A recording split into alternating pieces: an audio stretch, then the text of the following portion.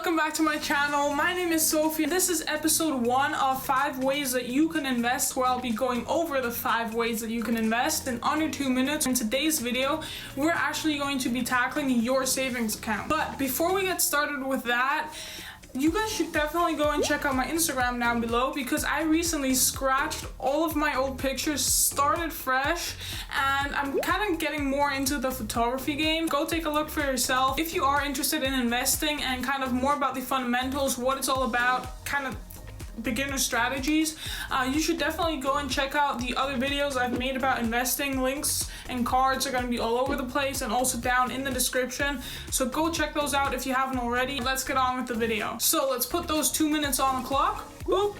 And let's talk about your savings account. First of all, your savings account is a short-term form of investment, which means that you get your money back sooner when compared to more long-term forms of investment, such as stocks or bonds, for example, that I'll cover in a future video. You get paid interest on top of the money that you have in your savings account. However, that interest is again small compared to more longer-term forms of investment.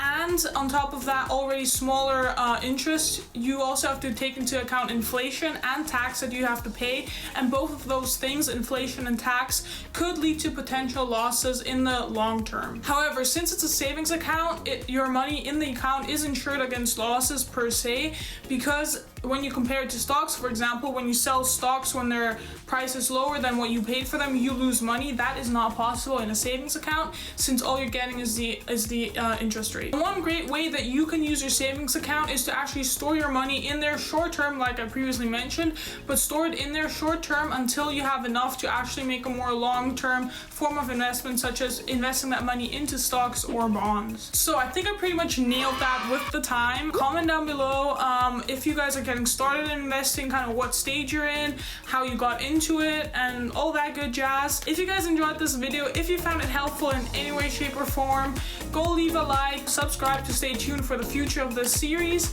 and share this video with anyone that's kind of getting more into investing or is kind of unsure about it or just needs some kind of help. So yeah, take care and I'll see you soon.